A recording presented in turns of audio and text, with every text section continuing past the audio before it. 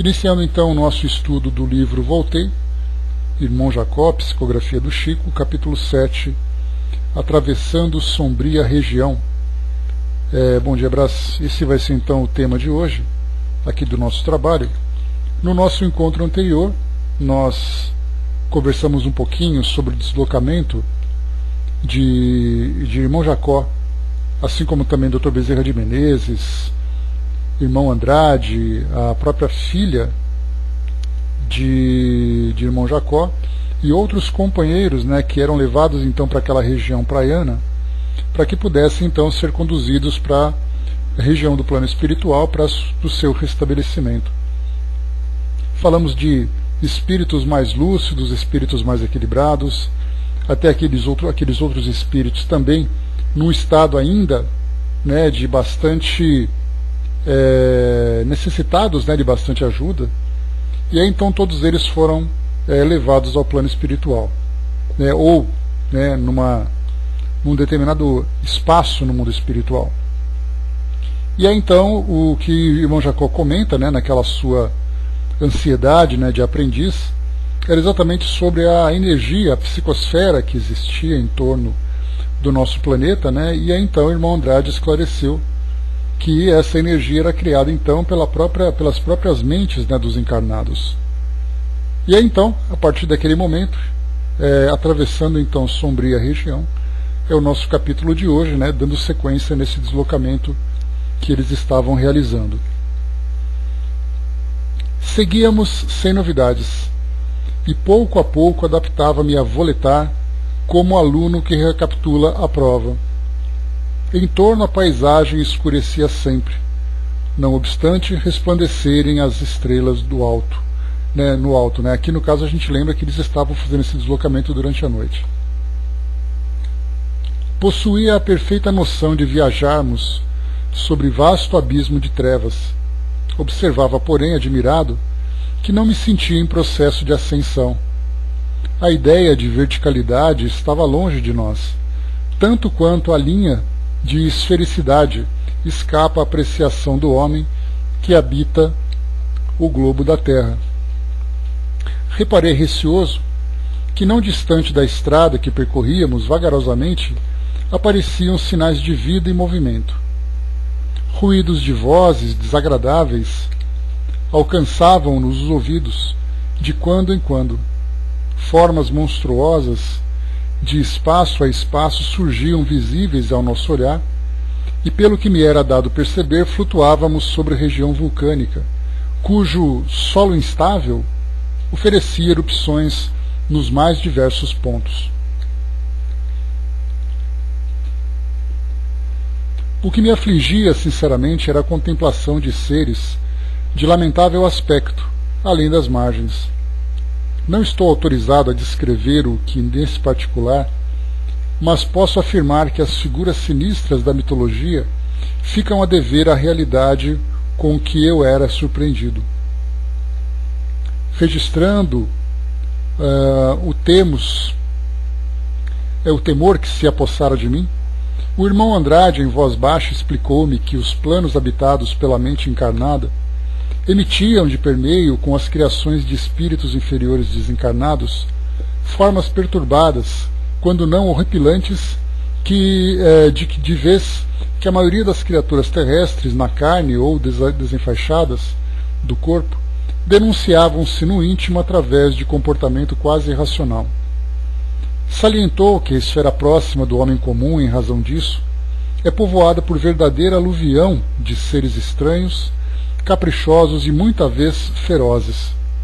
Chegou mesmo a dizer que inúmeros sábios da espiritualidade superior classificam semelhante região de império dos dragões do mal, entre aspas, né?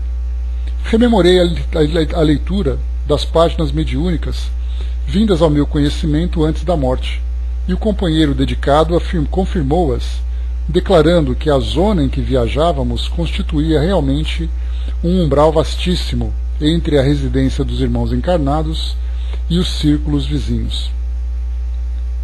Acentuou que o pensamento espalha vibrações em todas as latitudes do universo, e que as projeções da mente encarnada no planeta terreno não correspondem aos ideais superiores que inspiram as leis da humanidade. Os homens por fora, acrescentou o protetor, nas experiências da vida social, aparentam cavalheirismo e nobreza. Todavia, por dentro, na expressão real do ser, revelam ainda qualidades menos dignas, muito próximas da impulsividade dos animais. Na manifestação livre do espírito prevalece a verdade da alma, não a aparência da forma passageira, e daí o largo cosmorama de paisagens escuras, torturadas e dolorosas que rodeiam o lar terreno, em cuja substância igualmente sutil operam as entidades perversas, a modo de lobo que pode beber na mesma fonte em que a ovelha se dessedenta. Aqui ele fala sobre essas personagens do mundo espiritual, e é muito comum nós encontrarmos ali, divergências, discordâncias, até mesmo debates um tanto quanto destrutivos em torno dessas expressões, dessas imagens do mundo espiritual. Aqui ele fala sobre dragões do mal, em outros livros nós já lemos também essas expressões.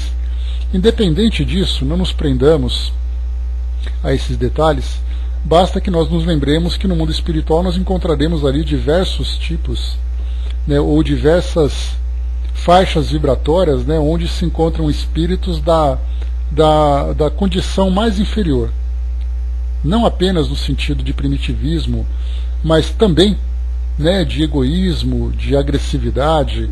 Então eles aí têm ali a sua aparência deformada, como é muito natural, já que nós já estudamos também sobre a plasticidade do perispírito, a facilidade com que ele é moldado.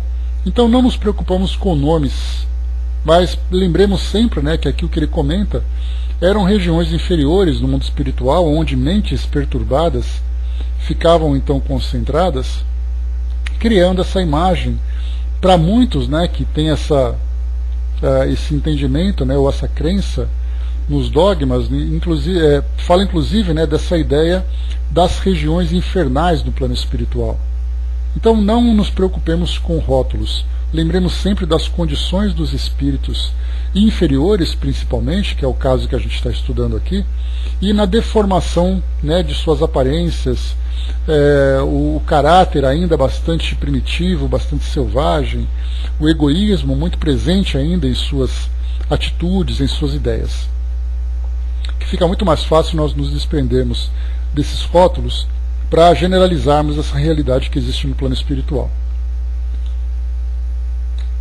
Percebi que o benfeitor desejava destacar que, em tais lugares, tanto pode o emissário do amor exercitar-se na renúncia do bem, como pode o malfeitor das sombras internar-se no crime e no mal.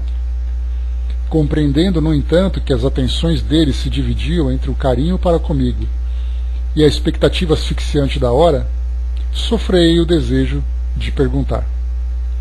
Então esse aqui foi o capítulo, um pequeno capítulo que nós lemos, o capítulo 7, atravessando sombria região, e agora a gente vai para o capítulo 8, chegando aqui em nova advertência. Bom dia, Elcio. Quantas horas despendêramos voejando sobre o extenso império das sombras? Debalde tentava rearticular a noção de tempo. O abatimento e as surpresas sucessivas como que me aniquilavam o autocontrole. Continuávamos sem ocorrências dignas de menção especial, através da mesma paisagem triste e obscura, quando um dos membros da expedição, ao lado de Bezerra, lhe mostrou um objeto semelhante à bússola que conhecemos na Terra, emitindo impressões que o supervisor escutou atenciosamente. Logo após, o venerável amigo determinou uma pausa e, congregando-nos todos em derredor dele, comunicou em voz sumida e prudente que nos avizinhássemos de uma ponte de acesso aos círculos de atividade espiritual dignificada que nos aguardavam no além. Entretanto, o registro magnético do psiquismo de nosso grupo assinalava o fenômeno que classificou por inquietante média de pavor.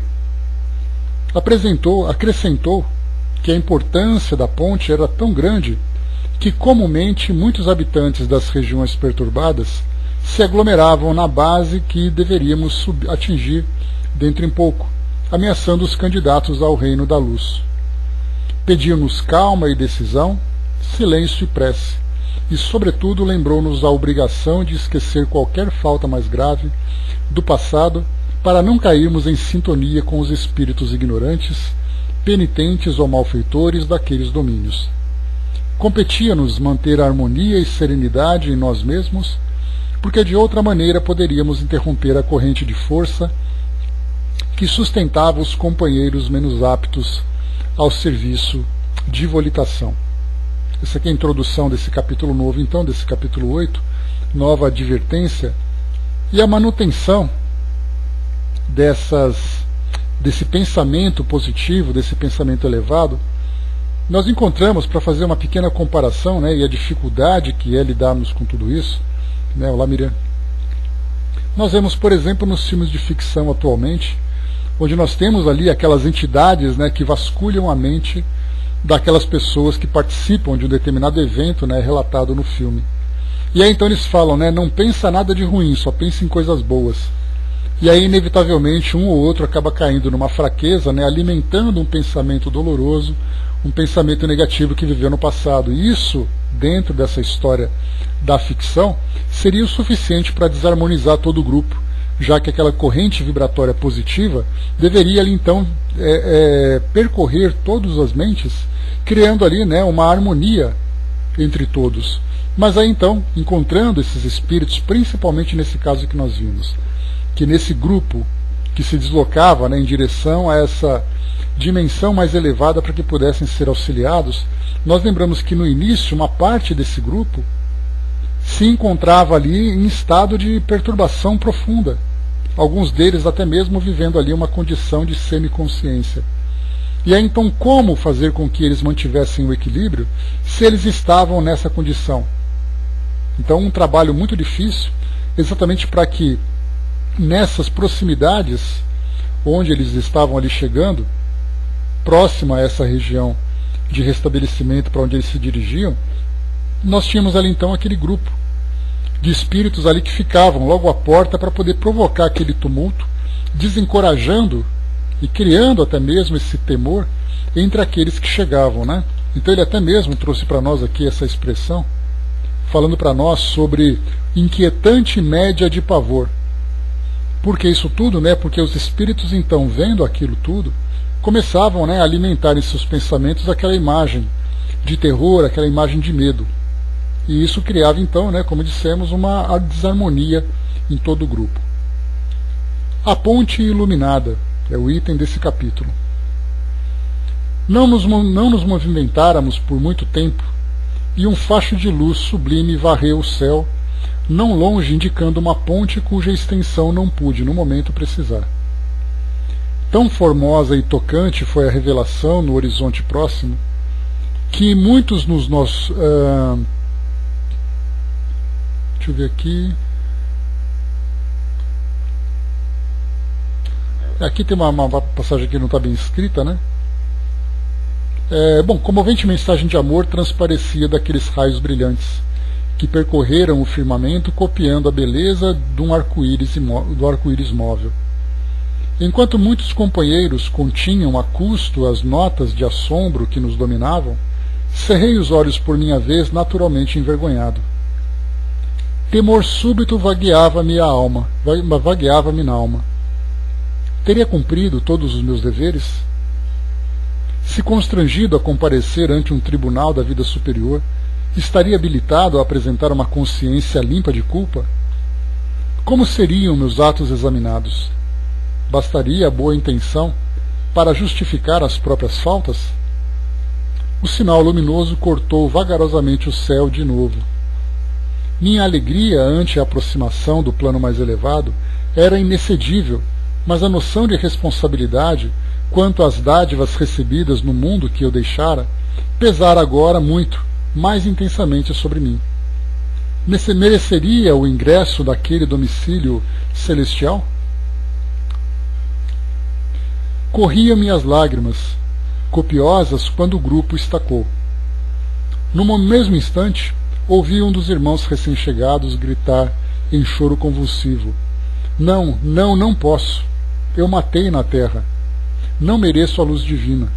Sou um assassino, um assassino. Aqueles brados ressoaram lúgubres, sombras adentro. Outras vozes responderam horríveis. Vigiemos a ponte. Assassinos não passam, não passam. Pareceu-me que maltas de feras preparavam-se para atacar-nos.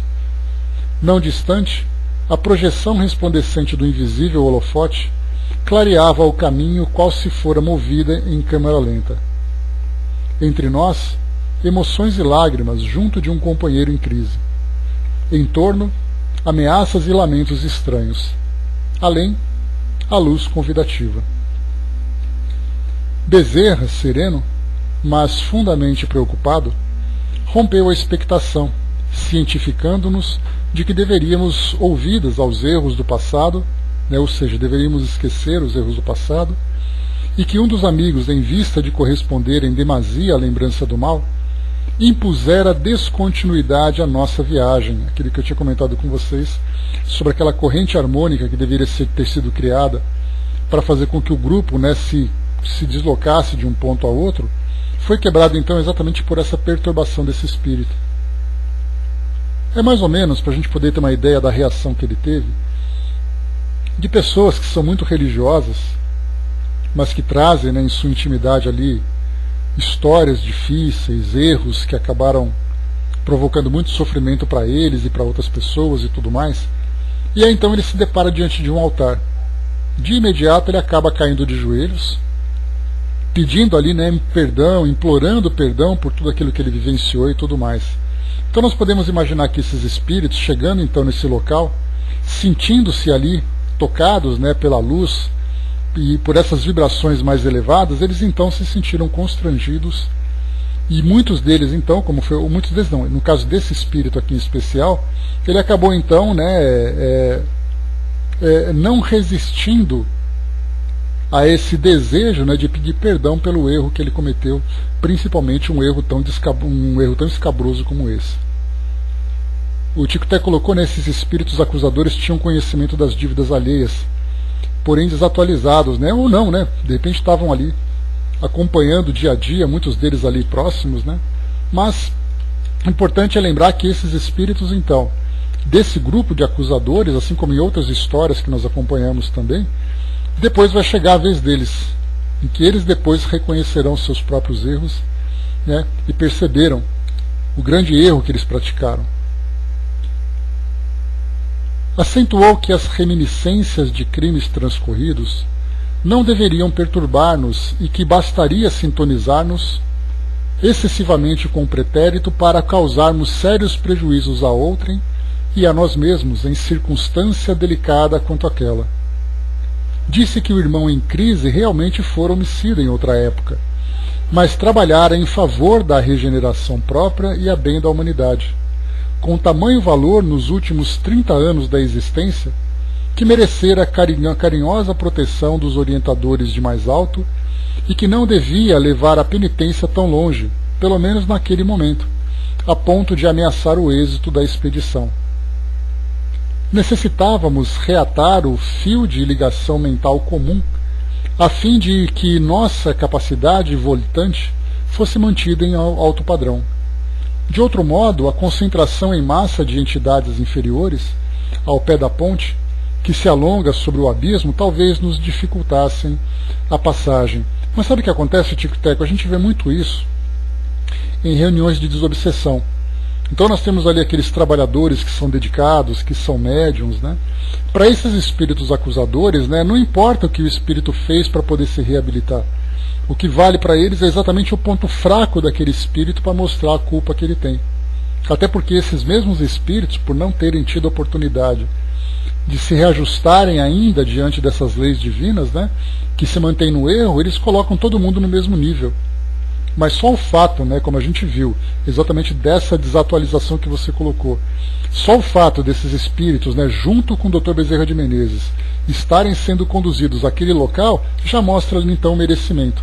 E para eles acaba sendo então muito mais revoltante. Porque a gente pode ver isso numa situação real. É você olhar, por exemplo, um indivíduo que cumpriu pena na prisão e que depois ele sai em liberdade. E aí então ele passa pelos portões da penitenciária e muita gente não aceita. Não lembra o tempo que ele ficou preso ali cumprindo a sua pena conforme for determinado. Lembra do crime que ele cometeu. Então é muito difícil para nós essa ideia do perdão, do auto-perdão, da reabilitação. A gente tem uma necessidade muito grande da nossa própria reabilitação, mas é uma dificuldade muito grande de aceitar que o outro foi também reabilitado. Então, nesses casos desses espíritos, que poucos valores eles possuem, eles atacam exatamente nesse ponto mais fraco. E muitas vezes conseguem. Porque a gente viu que esse espírito aqui passou 30 anos da sua vida num trabalho do bem para poder se reajustar. Né? Mas tem essa ideia do auto-perdão que a gente vê exatamente o espírito se reconhecendo como falho, mas trabalhando também para a sua transformação.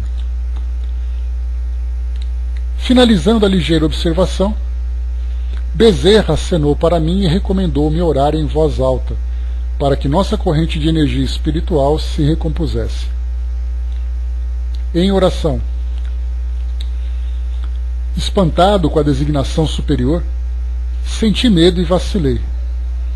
Ia pronunciar uma frase a esmo, esquivando-me a incumbência, mas Marta dirigiu-me expressivo olhar.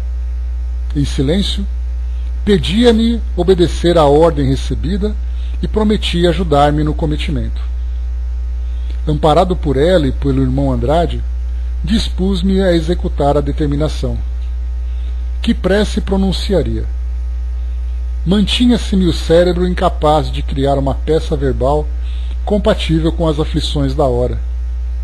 Escutando os rugidos que procediam das trevas, fixei a filhinha e lembrei que Marta repetira aos meus ouvidos o Salmo 23, nos inquietantes minutos de minha libertação da carne. Copiar-lhe-ia o gesto. E erguendo meu espírito para o alto, sentindo de instante em instante que a emoção e o pranto me cortavam as palavras, repeti os versículos sagrados. Ao redor, conspiravam em nosso prejuízo o barulho e a ameaça. Todavia, quando pronunciei as frases de confiança, ainda que andemos pelo vale da sombra e da morte, não temeremos mal algum, porque Ele, o Senhor, está conosco. A sua vontade e a sua vigilância nos consolam. Nosso grupo, com Bezerra à frente, levitou sem dificuldades e ganhamos a ponte, atravessando-a a poucos pés de altura acima dos arcabouços em que é estruturada, conservando o espírito em prece expectante, como se pesada força de imantação nos atraísse fortemente para o abismo. Que lápis do plano carnal conseguiria escrever a nossa sensação de contentamento e alívio? Fundo silêncio da alma consegue traduzir a paz, o reconhecimento e a alegria. A chegada. Que seria da existência humana se todos os homens guardassem consigo a certeza de que vivem rodeados pela nuvem de testemunhas espirituais?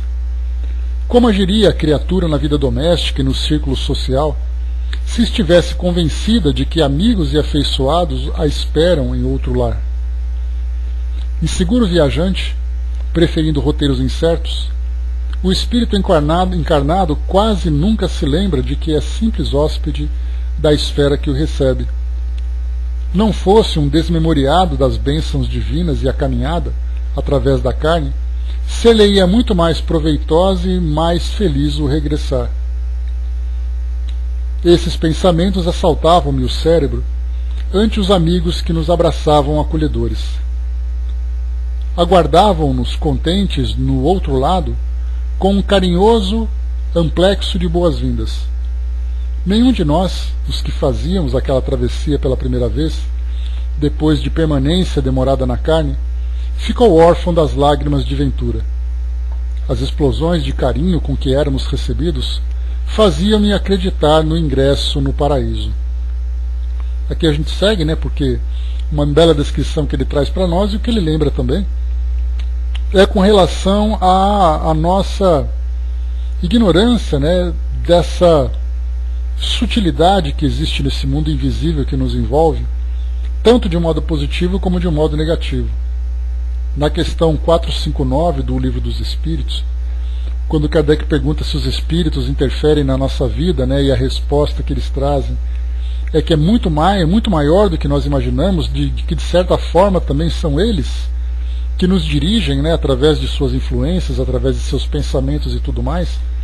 Então, na verdade, nós agimos acreditando numa certa autonomia, sem nos darmos conta da constante influência que nós sofremos.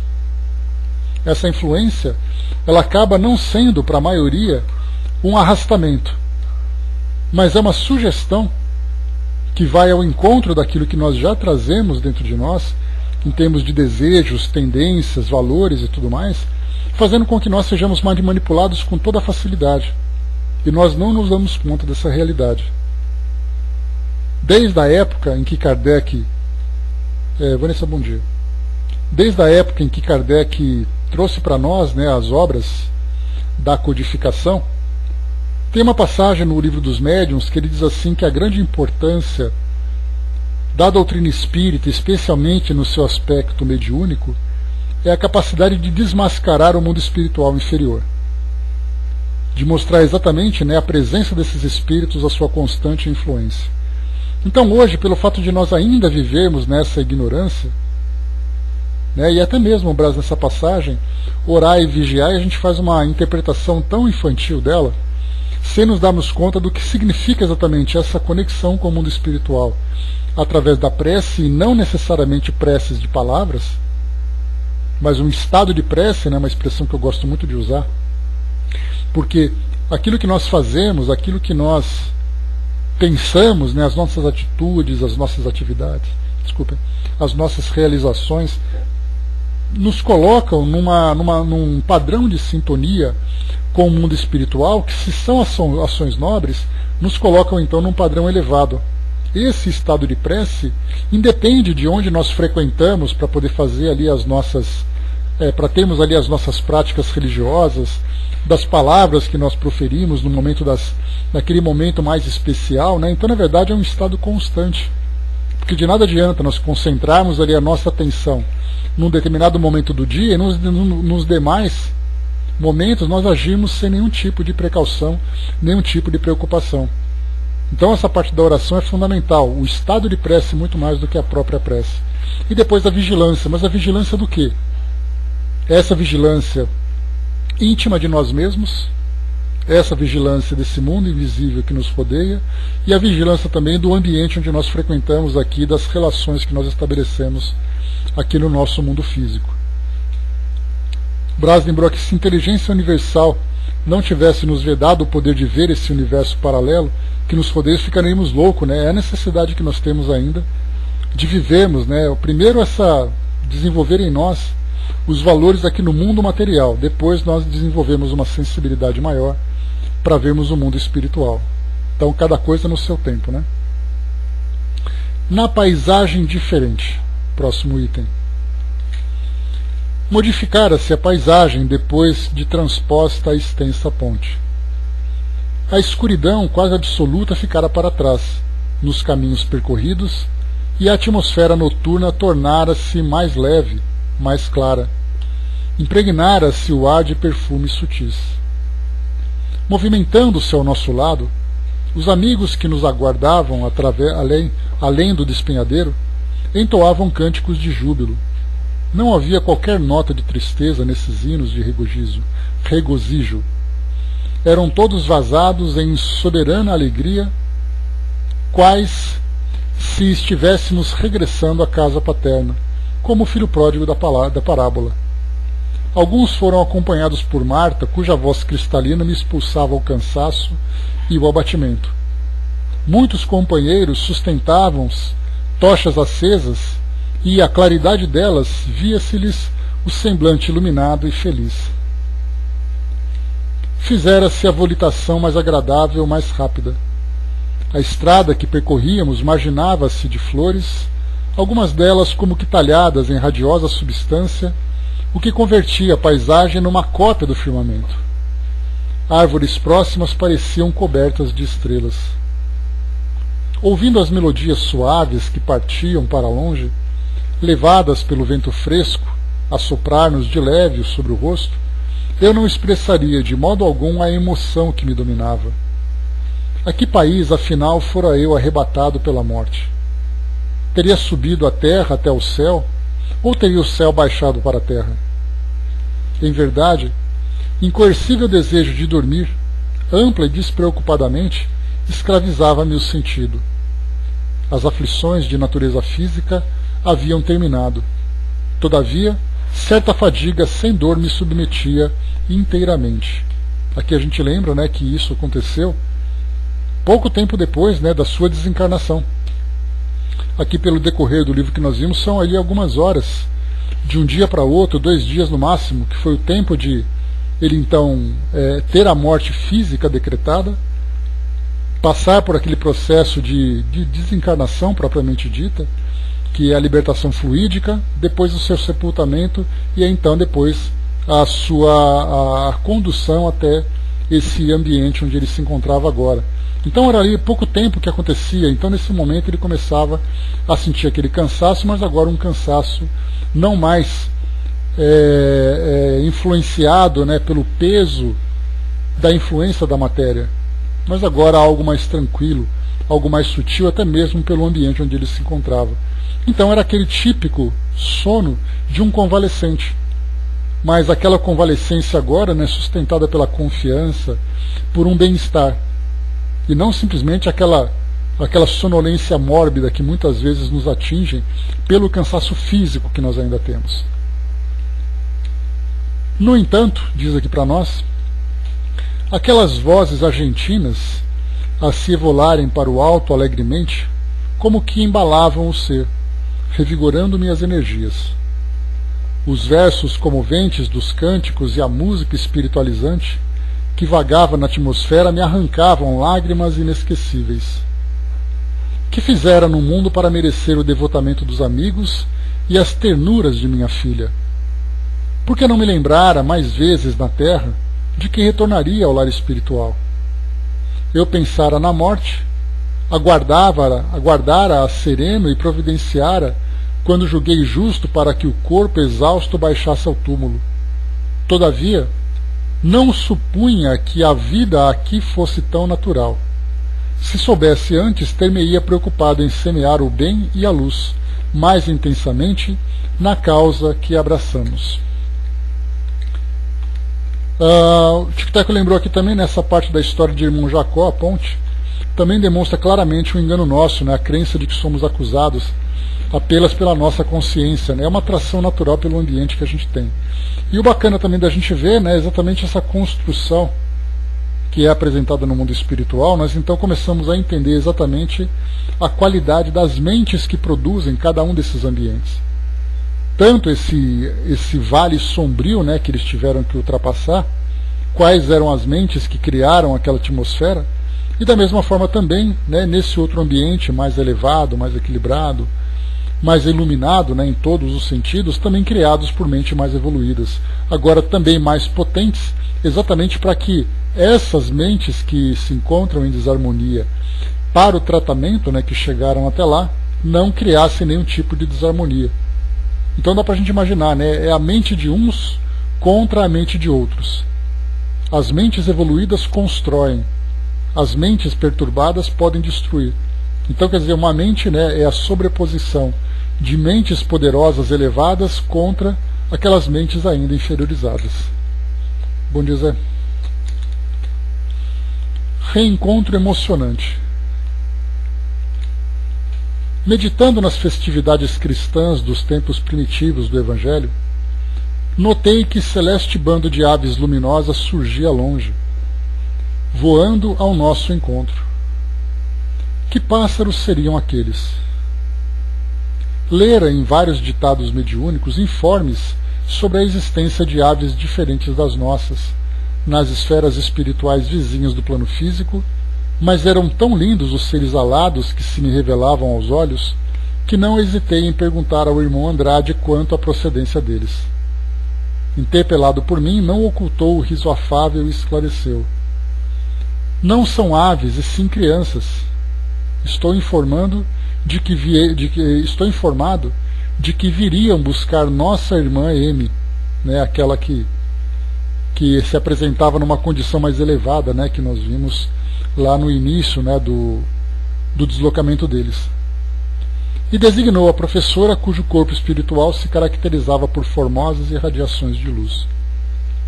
Atencioso prosseguiu dizendo: algumas lhes receberam no mundo o calor da maternidade sublime. Quase no mesmo instante, a assembleia de meninos particularizara-se. Sob a admiração de nós todos, que interrompêramos a marcha, comovidos, alcançaram-nos cantando o maravilhoso hino de glorificação à tarefa santificadora da maternidade espiritual, que as educadoras humildes, muita vez abnegadas e anônimas, abraçam na terra. Mãe, mãe! Reparei que a venturosa mulher, como que tangida pela emotividade interior, tornara-se mais radiosa e mais bela, parecendo-me que trazia uma estrela incrustada no coração. Tão profundos sentimentos lhe afloravam n'alma que se posternou de joelhos soluçante. Graciosa pequenina de olhos brilhantes e aureoladas de luz, comunicou-lhe que outra escola muito mais linda a esperava num parque celestial. Como não chorarmos todos ante aquelas manifestações de ternura? Despedindo-se ditosa, ladeada pelas criancinhas que lhe eram amadas, orou com lágrimas copiosas, emocionando-nos o coração. Em breves minutos vimos-la tomar rumo diferente, amparada pelos amigos que a seguiam desde o princípio e pelos pequenos ternos e trêfegos num grupo iluminado e maravilhoso que remontou célere a ignota região da pátria infinita. Aqui a gente já começa a lembrar, né, dos espíritos que realmente viveram de uma forma virtuosa aqui no mundo material e aí então desencarnam para chegar no mundo espiritual e sendo também recebidos por espíritos amigos, né, não apenas amigos encarnados, né, que já desencarnaram, mas também amigos espirituais que acompanhavam ali a sua trajetória. Então, né, nós sempre temos curiosidade de imaginar, por exemplo, como Kardec foi recebido no plano espiritual. Como Chico teria sido recebido no plano espiritual. Madre Teresa, dentre outros grandes nomes, né, e também aqueles que eram incógnitos para muitos de nós, mas que realizaram trabalhos edificantes aqui no mundo físico, chegaram ao plano espiritual e foram recebidos por essa corte de espíritos, né, que estavam ali simplesmente aguardando o retorno, né, dessa alma luminosa que viveu aqui no mundo físico. Velhos amigos, próximo item. Nosso agrupamento prosseguia voltando. A luz que de vez em quando varria o céu, vagarosa e sublime em forma de leque, parecia mais próxima. Começamos a divisar encantadoras e espaçosas moradias. De distância em distância compareciam pequenas comissões aguardando amigos. Abraços fraternos eram distribuídos de momento a momento.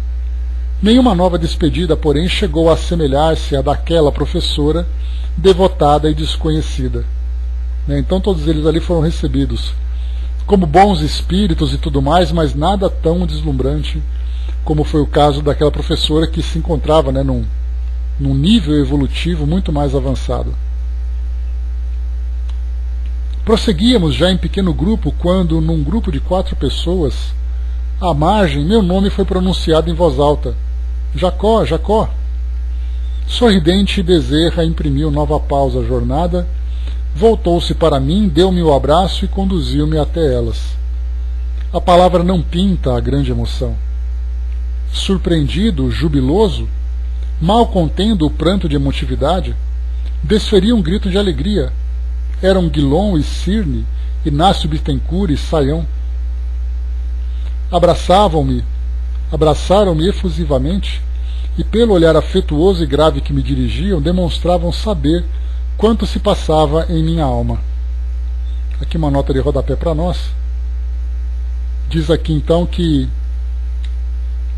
Dr. Luiz Olímpio Guilom Ribeiro, presidente da FEB, em 1920 e 21, e de 30 até a época de sua desencarnação em 43. Leopoldo Cirne, presidente da FEB de 1900 a 1913, desencarnou em 1941. Inácio Bittencourt, vice-presidente da FEB em 1915, médium receitista, desencarnou em 1943. E depois Dr. Antônio Luiz Saião, diretor do Grupo Ismael, escritor e evangelizador, desencarnou em 1903. Então essa era a comitiva, que esperava irmão Jacó nessa chegada naquela dimensão do plano espiritual. A Eliana colocou, Madre Teresa, o espírito Joana de Ângeles narrou para Divaldo, que contou para nós, tem vídeo no YouTube, eu lembro dessa passagem, Eliana, a descrição dela, tem também, parece que o Divaldo comentou sobre uma descrição da própria Lady Di, da Diana também, que foi recebida por Madre Teresa, dentre outros, mas dá para a gente imaginar assim que, mesmo que eles tragam para nós uma descrição daquilo que eles viram, dificilmente nós conseguiríamos fazer aqui uma materialização daquele momento, porque para nós aqui o que nós entendemos como festas, o que nós entendemos como grandes celebrações, é algo ainda tão material, tão pequeno para nós, que nós não conseguimos dimensionar como é isso no mundo espiritual, encontros dessas almas afins que viveram essas virtudes tão elevadas. Tic-Tac colocou: nenhum de nós pode saber com precisão, mas quem sabe eles um dia nos contarão em um livro, Qual parte, Tic-Tac, você coloca? Completa para mim, por favor, seu raciocínio. Abraçavam-me então efusivamente, pelo olhar afetuoso e grave que me dirigiram, demonstravam saber quanto se passava em minha alma. Sentia-me na posição do viajante que volta de longe, com a bolsa cheia de novidades. Ah, sim, quem sabe, a gente consegue. Mas mesmo assim que eu falei, Tic-Tac, mesmo que eles tragam para nós uma descrição, a gente vai ter tanta dificuldade para visualizar exatamente o que é tudo isso. Primeiro a própria imagem dessa cena, depois os sentimentos que brotavam nesses espíritos, esses reencontros, algo tão sublime, tão elevado, por isso que não raramente, como foi colocado para nós aqui, eles simplesmente, para cada encontro que nós víamos ali entre espíritos, todos eles choravam de emoção. Tamanha a profundidade e a intensidade também dos sentimentos que eles todos viviam nesses reencontros.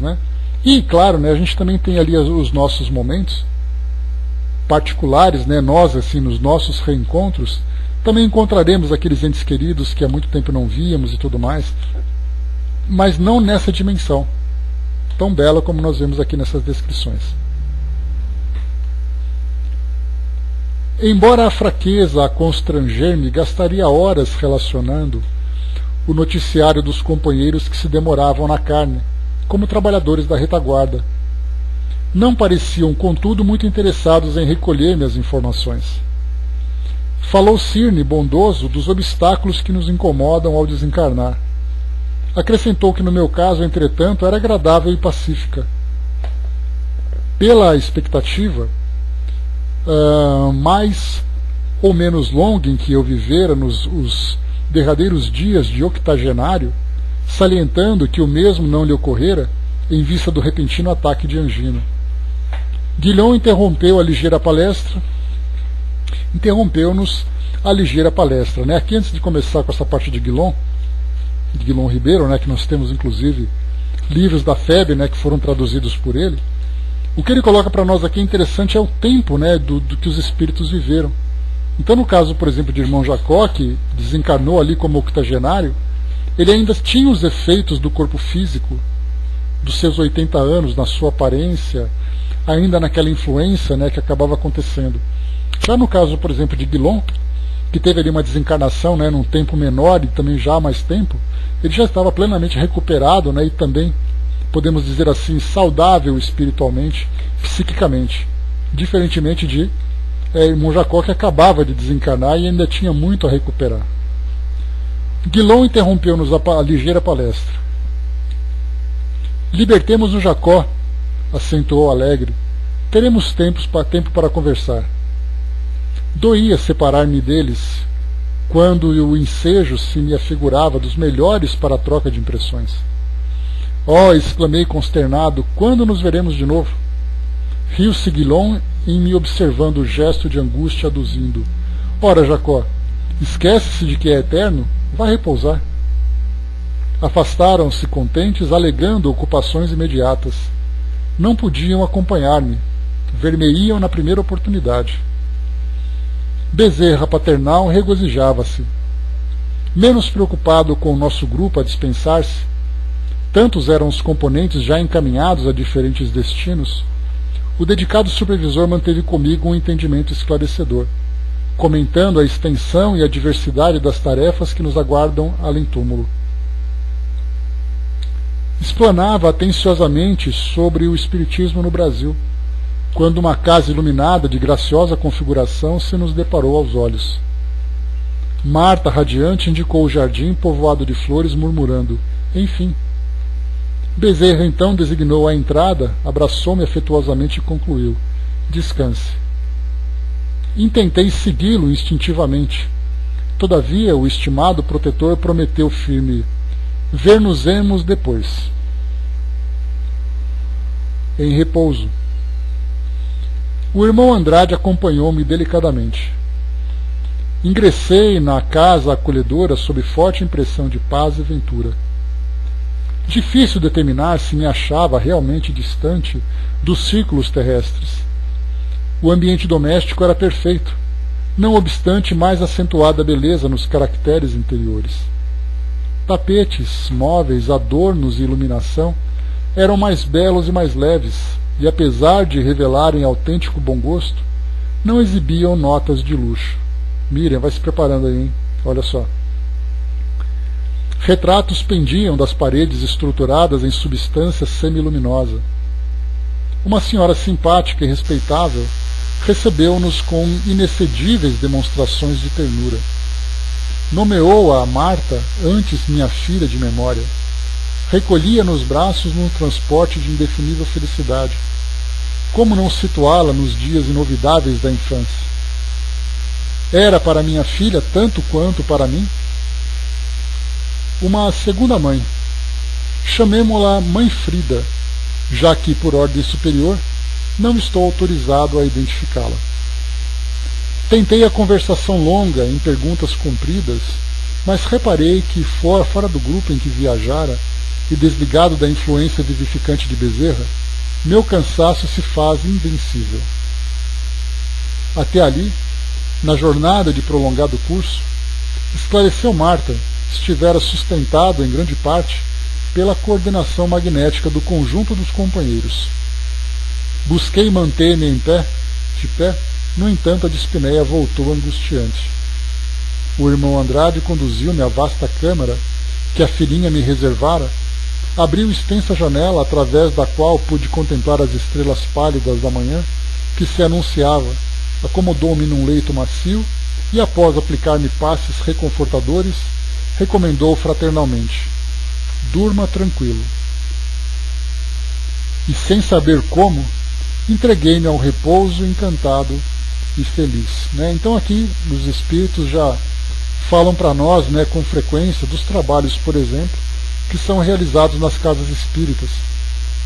Quando médiuns se aproximam, vamos colocar, por exemplo, médiuns passistas, que trabalham com tratamento espiritual, tanto cirurgias como passes e tudo mais. Ali então os espíritos têm um grande trabalho de primeiro manter a harmonia do próprio médium, depois compartilhar com ele para a aplicação de passes nos pacientes. E aí então eles sempre falam dessa presença regeneradora que eles têm junto a essas equipes, fazendo com que eles mantenham aquele equilíbrio, até mesmo depois da doação de fluidos que eles acabam oferecendo aos pacientes, aos frequentadores daquele ambiente.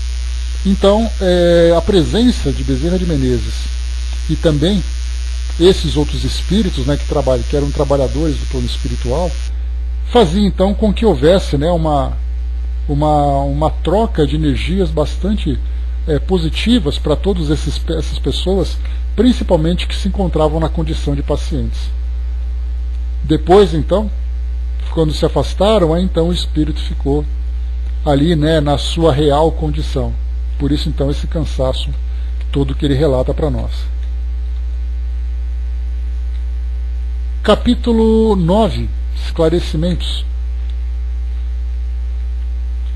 Acordando, sem com frequência, né? Chico Thackeray, ele e também outros tantos, né, falavam exatamente sobre, principalmente a importância, né, quando as pessoas comparecem aos centros espíritas para participarem, manterem o silêncio, manterem o pensamento em prece, porque do contrário, né, simplesmente eles vão repelir essas energias em vez de absorvê-las. Então falava exatamente isso, nessa orientação: olha, mantenham-se em prece, mantenham-se em silêncio, em concentração, não apenas por uma questão de ordem, mas porque nesse campo fluídico que envolvia a todos, muitas vezes aquela pessoa distraída, preocupada, que desviava a atenção do trabalho que ela realizava, ela acabava não se beneficiando daquilo que era oferecido. Esclarecimentos. Acordando do estranho torpor em que me afundara, não conseguiria dizer quanto tempo repousei. Não classificava por sono comum o estado diferente em que permanecer imobilizado. Tratava-se de um repouso desconhecido. Meu corpo espiritual jazia prostrado no leito acolhedor. Contudo, achava-me numa atmosfera reveladora e surpreendente. As imagens não vagueavam imprecisas à feição do que acontece no sono vulgar, em que a pessoa, findo o sonho, é incapaz de qualquer consulta aos registros de memória. Ali os quadros que se haviam sucedido, claros e firmes, demoravam-se amplamente marcados em minha recordação. Vi-me em criança, na terra em que nasci, e recapitulei a peregrinação do velho mundo para a América, como uma riqueza de particularidades que me espantava, como se fossem acontecimentos da véspera. A gente lembra que ele era da República Tcheca, se não me engano, né? Quando ele era criança, então depois ele veio para o Brasil, e aí, então, nesse momento em que ele descansava, a sua mente então se expandindo, né, saindo daquela influência da matéria, aquela limitação que a matéria impunha, era muito natural então que recordações começassem a aflorar na sua mente, principalmente porque ele tinha uma condição mais equilibrada, né, já ser uma pessoa estudiosa da doutrina espírita, uma pessoa mais moralmente elevada também, diferentemente do que acontece com, né, a maioria dos encarnados que ficam ali presos, na preocupação do seu dia a dia, né, dos seus últimos momentos, das suas escolhas, né, do seu momento de desencarnação e tudo mais. Revi naquela maravilhosa e inexplicável digressão da mente afetos preciosos e abracei meus pais, viajando através de lugares desconhecidos. Reanimado, ao despertar, reencontrei o irmão Andrade junto de mim. Creio ter-me-ia ele aplicado recursos fluídicos para que se me revigorassem as energias. Não me achava refeito de todo. Entretanto, que alegre sensação de leveza eu experimentava agora.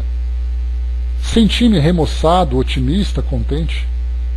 Marta fez coro nos votos de felicidade com o estimado benfeitor que me prestava assistência. Em poucos minutos verifiquei, admirado, a necessidade de alimento. Não experimentava a aflição dos estômagos famintos na esfera carnal. Sentia, no entanto, determinado enfraquecimento que sabia, de antemão, sanável pela ingestão de algum recurso líquido. Minha filha compreendeu o que se passava porque, daí a instantes, me trazia pequeno recipiente com certo suco de plantas de minha nova moradia. Sorvi-o com alguma dificuldade, nele encontrando delicioso sabor.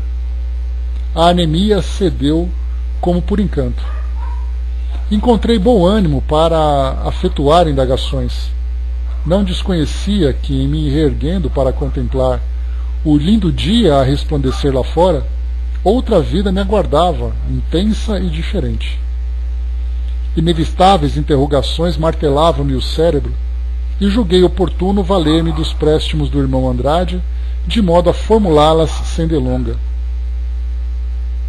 Consultei-o quanto às possibilidades dos esclarecimentos que me desejava, e de bom grado colocou-se a meu dispor para as elucidações precisas, ou seja, que não prestou, né?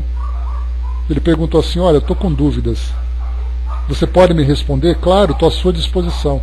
Então senta aqui agora que o tempo vai parar, né, de tanta coisa que a gente vai ter para perguntar, principalmente para nós, que temos ali, né, essa oportunidade de estudar sobre a vivência dos espíritos no mundo espiritual. Então nós rapidamente vamos querer ali, né, tirar todas as dúvidas e as que surgirem também.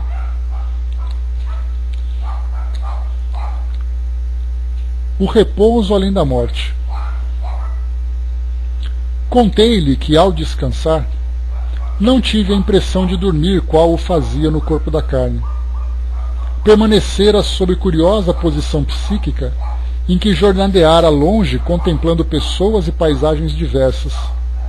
Supunha, assim, não ter estado num sonho propriamente dito. Escutou-me atenciosamente, explicando-me em seguida que o repouso para os desencarnados varia ao infinito. O espírito, demasiadamente ligado aos interesses humanos, acusa a necessidade de amplo mergulho na inconsciência quase total depois da morte. A ausência de motivos nobres nos impulsos da individualidade estabelece profunda incompreensão da alma liberta das teias fisiológicas, que se porta ante a grandeza da espiritualidade superior à maneira do selvagem recém-vindo da floresta perante uma assembleia de inteligências consagradas às realizações artísticas. Quase nada entende do que vê e do que ouve, demonstrando a necessidade de compulsório regresso à tribo da qual se desligará vagarosamente para adaptar-se à civilização. Aqui, né, só para a gente, antes de continuar aqui o que ele coloca para nós, é exatamente a necessidade que cada espírito tem de estar ambientado numa determinada atmosfera que ele mesmo vivenciou. Então, se por acaso ele tem ainda um pensamento materialista, de acreditar que a sua realidade é apenas aquela onde ele convivia, os espíritos comentam, e André Luiz vai reforçar sobre isso também, a situação interessante em que o espírito vai ter à sua volta um ambiente muito semelhante àquele que ele conhecia. Nada de estranho, nada de perturbador, pelo menos para aqueles espíritos que têm merecimento. Já para outros espíritos que viveram, né, a inferioridade aqui no mundo material, essa condição de inferioridade, chegarão no mundo espiritual e se depararão com a realidade mental que eles mesmos cultivavam. Então cada um vai viver ali o ambiente, né, específico, né, ou apropriado à sua condição. André Luiz, por exemplo, comenta conosco lá no primeiro capítulo do Livro Nosso Lar a decepção de ter encontrado aquele ambiente tão perturbador, sendo ele, né, uma pessoa reconhecida pela sociedade. E aí depois então ele compreendeu, né, que esse reconhecimento era um reconhecimento exterior, superficial. Nada mais do que as vaidades humanas, diferentemente daquela questão moral que ali então se deparou com a sua realidade. Pois é, Tic-Teco, nesses ambientes assim de grandes reflexões é o que a gente espera encontrar, né? Como eu já falei para vocês, eu vou chegar no mundo espiritual, vou chegar ali perto dos meus amigos, né? Se eu tiver a oportunidade de falar com eles, e a gente vai ter muita coisa para conversar, né? Então vai levar aquele tapinha nas costas, dizendo assim, faz o seguinte, vai lá trabalhar primeiro e depois a gente conversa. E vai ter uma grande decepção, né? Mas tudo no seu tempo as coisas vão chegando. Nem fala, Angelina, nem fala. Então, mais uma vez aqui, deixa eu ler esse trechinho para nós, porque ele é importante para a gente poder entender o cenário mental que cada espírito vai encontrar de acordo com a sua natureza. Então ele diz assim para nós: o espírito demasiadamente ligado aos interesses humanos acusa a necessidade de amplo mergulho na inconsciência quase total depois da morte. Ou seja, ele desencarna e ele vai ficar então adormecido, até o momento em que ele começa a apresentar ali aquela condição de equilíbrio. No caso, por exemplo, como o irmão Jacó, que se viu ali lúcido, né, e percebendo tudo que o rodeava, é uma condição de exceção, diferentemente do que acontece naturalmente com os espíritos aqui do nosso mundo. A ausência de motivos nobres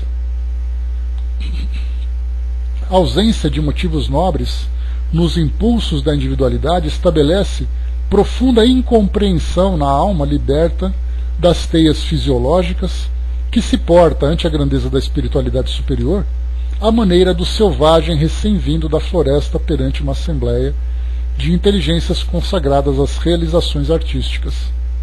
quase nada entende do que vê e do que ouve, demonstrando a necessidade de compulsório regresso à tribo da qual se desligará vagarosamente para adaptar-se à civilização.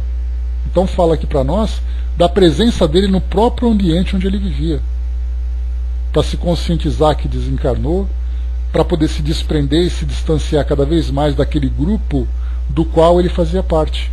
Olha que informação interessante. Nem sempre os espíritos estão preparados para despertarem no mundo espiritual e verem essa nova realidade. Primeiro eles precisam acordar no mesmo ambiente onde eles viviam, depois eles se conscientizarem. Também os criminosos e os viciados de toda sorte, com o espírito encarnado nas grades das próprias obras escravizantes, não encontram prazer nas indagações espirituais de natureza elevada, reclamando a imersão nos fluidos pesados e gravitantes da luta expiatória, em que a dor sistemática vai trabalhando a alma, qual buril milagroso aprimorando a pedra. Para as entidades dessa expressão, impõe-se o torpor quase absoluto, logo após o sepulcro, em vista da falta provisória de apelos enobrecedores da consciência iniciante ou delinquente. Finda a batalha terrena, entram em período de sono pacífico ou de pesadelo torturado conforme a posição em que se situam. Período esse que varia de acordo com o quadro geral de probabilidades de reerguimento moral ou de mais aflitiva queda que os interesses apresentam. Terminada essa etapa, que podemos nomear de hibernação da consciência, os desencarnados desse tipo são reconduzidos à carne ou recolhidos em educandários nos círculos inferiores, com o aproveitamento de suas possibilidades em serviço nobre, não obstante em ordem primária. Então é feito ali, todo aquele trabalho para que o espírito possa então se reerguer, ou através de uma reencarnação, ou através de atividades no plano espiritual compatíveis com sua natureza. Não ocorre o mesmo com o espírito médio, portador de regular cultura filosófico-religioso e sem compromissos escuros na experiência material. Quanto maior o esforço das almas dessa espécie por atenderem aos desígnios divinos no campo físico, mais vasta é a lucidez de que se fizeram dotadas nas esferas além-túmulo. Olha só então o convite para todos nós. Temos ali uma consciência, um entendimento ainda que primário sobre essa realidade, e temos a oportunidade de construir o próprio caminho que nós vamos trilhar no mundo espiritual. Então, mais uma vez aqui, quanto maior o esforço das almas dessa espécie por atenderem aos desígnios divinos no campo físico, mais vasta é a lucidez de que se fizeram dotadas nas esferas de além-túmulo, ou seja, aquela hibernação da consciência, como é trazido para nós aqui por irmão Jacó, é uma necessidade para os espíritos mais inferiorizados, mais perturbados. Para aqueles que já têm esse grau de consciência, ainda que mínimo, sobre essa realidade, vai poder então vislumbrá-lo com mais atenção. Enquanto a mente das primeiras é requisitada ao fundo abismo das impressões humanas, ao qual se agarram à semelhança de ostras da própria concha, a mente das segundas busca elevar-se, tanto quanto lhes permitem as próprias forças, e elevada deixa, assim, de ser imersão mental nas sombras obscuras do mundo para ser voo de acesso aos domínios superiores da vida. Aí nós tivemos a oportunidade de estudar no livro Céu e Inferno aquelas diversas entrevistas que Kardec realizou, falando sobre as graduações de cada espírito dentro desse campo moral. De que modo que eles se manifestavam a partir das suas desencarnações. Os espíritos felizes, aqueles em condição mediana. Depois falávamos sobre criminosos, suicidas, endurecidos, expiações terrestres, dentre outras. Cada um então apresentando a sua realidade mental moral, e aí nós podemos então transferir para essa realidade que nós então estamos encontrando aqui nesses livros que nós temos estudados, cada um então vai encontrar um ambiente afim. Finalizando a resposta, o irmão Andrade asseverou que certas individualidades não obstante exaustas do supremo instante do transe final, libertam-se da matéria grosseira e colocam-se a caminho das esferas divinizadas com absoluta lucidez e sem necessidade de qualquer repouso tonificante, qual o compreendemos em vista do nível de sublimação espiritual que já atingiram. Então nós falamos, como no caso, né, dos espíritos felizes que nós vimos lá no livro, horas após a desencarnação, já traziam ali, né, uma psicografia, uma mensagem, com plena lucidez e reconhecimento, sendo espíritas ou não. Porque ali nós vimos aí que o espírita ele fala daquilo que ele conhece. Aquele que não é espírita, ele se deslumbra com o que ele encontrou, mas ele sabe exatamente que faz parte daquele ambiente. É um ambiente que para ele é natural. Recebendo explicações. Quando comentei a dolorosa surpresa que tivera ante a paisagem escura e perturbadora que atravessáramos, o irmão Andrade ouviu-me sem protestos e afirmou que realmente eram contristadores os reflexos da mente humana em torno da crosta planetária, acentuando, todavia, que a verificação não fornecia razões de alarme, de vez que, se um homem respira, cercado pelas irradiações dos próprios pensamentos, o mundo, casa dos homens, se reveste das emanações mentais da maioria de seus habitantes. A residência do servo operoso revela-lhes as qualidades superiores no trato e aprimoramento do lar, ao passo que o domicílio do trabalhador ocioso anuncia-lhe a ignorância e a preguiça no abandono ou no lixo com que se caracteriza. Vivendo encarnados no planeta quase 2 bilhões de individualidades humanas, olha só o tempo, hein? Quase 2 bilhões, nós já estamos com quase 8. Quase que quadruplicamos a quantidade de pessoas desde a época da publicação desse livro. Só para a gente poder lembrar, esse livro aqui ele foi publicado, deixa eu pegar aqui a comunicação que foi trazida para nós, em 1948. 48, né? Então a gente lembra que algumas estatísticas falam que naquela época o nosso mundo tinha ali provavelmente 2 bilhões e meio de pessoas. E isso antes da Segunda Guerra Mundial. De lá para cá, nós simplesmente chegamos ali a essa quantidade absurda de gente, né? E consequentemente, muito mais do que um volume material, nós imaginamos também, né, o volume das irradiações mentais de cada um. E aí então, olhando o nosso mundo hoje, como é que nós poderíamos caracterizá-lo? Vendo ali a qualidade, né, da psicosfera que é criada em torno do nosso planeta. Vemos ainda um planeta que, embora seja ainda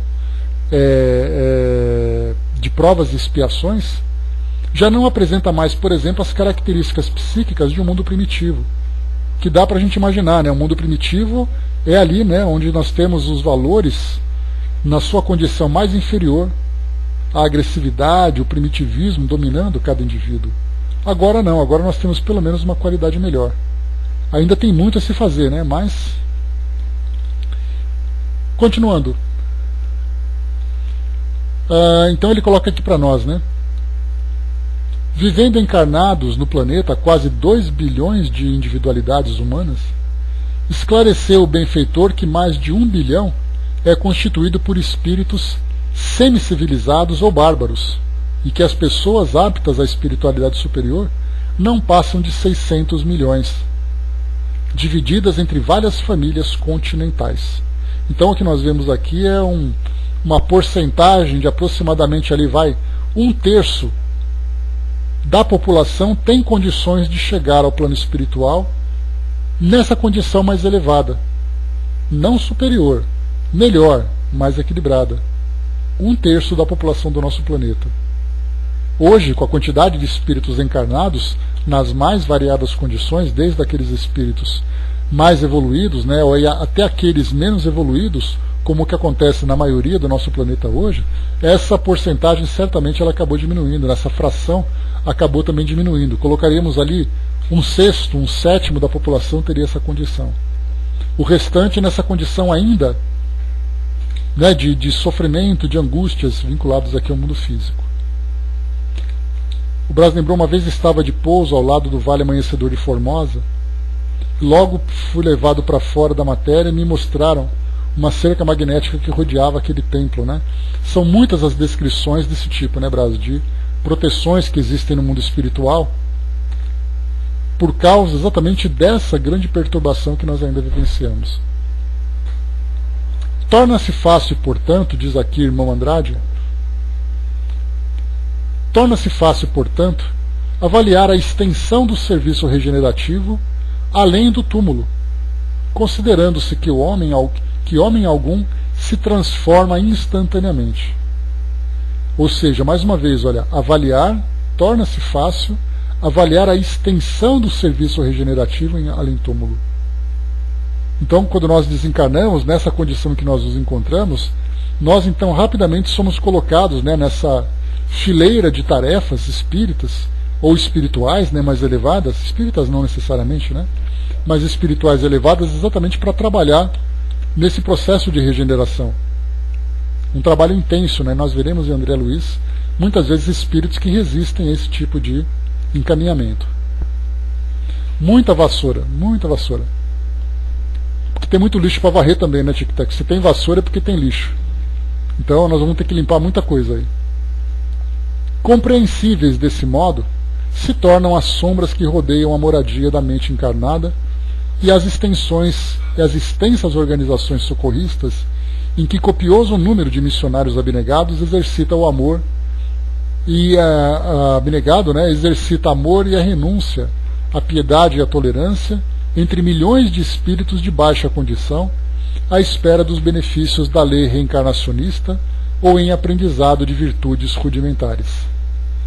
De relance, entendi a enormidade dos serviços redentores que se operam à distância da matéria carnal e experimentei imenso alívio. Sim, havia trabalho, trabalho, trabalho.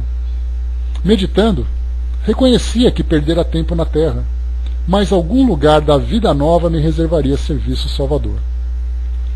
Quanto reconforto em semelhante perspectiva! Pedi logo após ao amigo que me elucidava esclarecimentos quanto à volitação. Se o nosso grupo conseguia manter-se acima da substância inferior, flutuando na direção do alto, por que não pudéramos sobrevoar o abismo sem utilizar a ponte iluminada?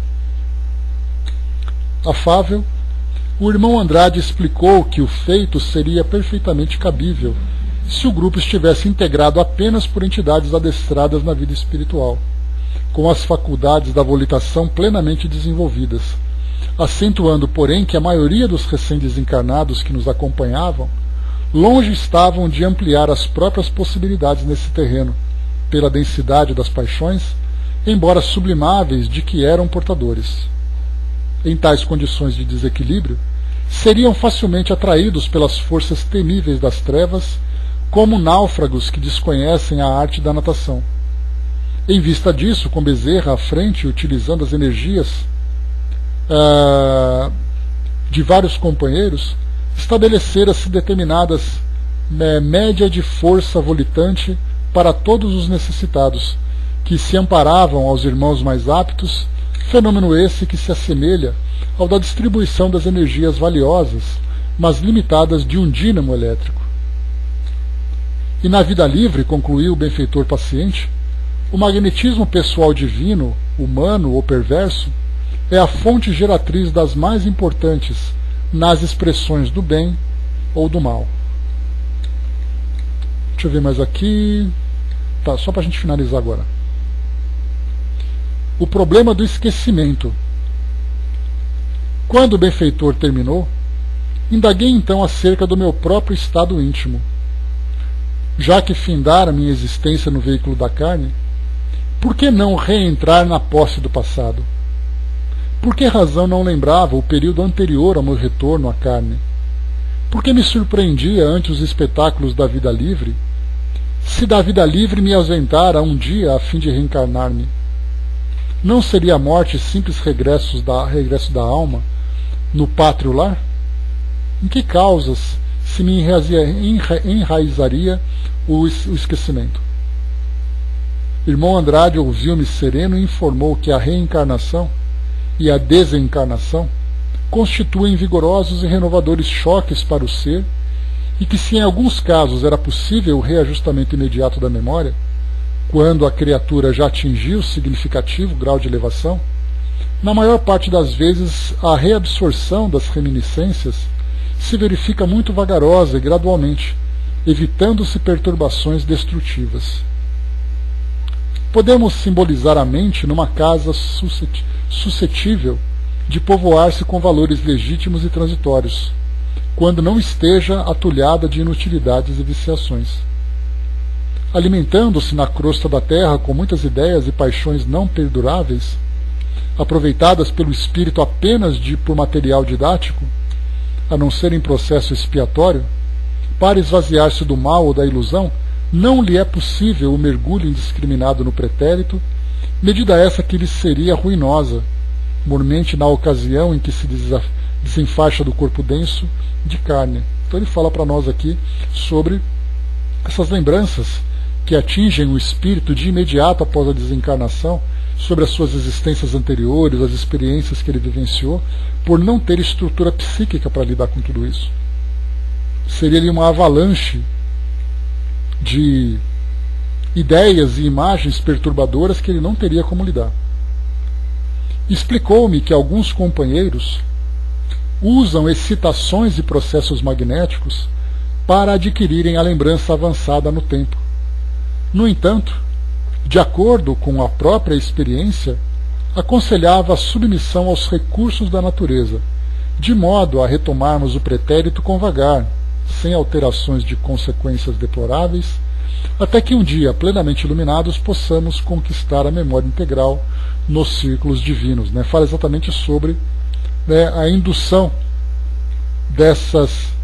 para essas regressões de memória, que também no plano espiritual isso acontece, e muitas vezes aqui também no mundo físico. Queremos conhecer o passado, mas não temos ainda essa capacidade. Angelina colocou, existe uma preparação para os espíritos volitarem? Olha, Angelina, por aquilo que os espíritos passam para nós, o principal atributo é o espírito se desprender da sua condição de encarnado. Porque fisicamente, certamente ele está desencarnado, mas a sua consciência não. Depende muito também do seu padrão vibratório, o espírito, para que possa utilizar esse recurso. Ele deve, então, ter ali o seu perispírito depurado. Então, são todas essas informações que eles passam para nós. Não é simplesmente o espírito querer. Há a necessidade do espírito apresentar condições para isso. Não apenas o conhecimento, mas fluidicamente se depurar para poder ter essa leveza e se desprender desse próprio magnetismo, que nós podemos dizer, que existe no nosso planeta, já que os espíritos inferiores se encontram ligados aqui à crosta do nosso planeta. Isso mostra claramente o efeito desse magnetismo sobre o perispírito também. Porque do contrário ele não ficaria preso no chão. Ele poderia facilmente sair levitando com toda a naturalidade, mas isso não acontece. Então significa que ele se encontra ainda numa condição muito densa do seu corpo perispiritual. O Braz lembrou aqui, comprei um livro de técnica de regressão, consegui, mas não faço mais nunca, autorregressão. O corpo da gente fica parecendo um corpo de chumbo, Pois é, Braz, tem ali as surpresas dessas experiências, Então, meus amigos, fechando por aqui o nosso estudo de hoje, nós paramos aqui então na página número 49, que será a página que a gente vai começar, Nova Moradia Espiritual. É o próximo item, então, aqui do nosso estudo, mais uma vez na página número 49, aqui do nosso livro Voltei.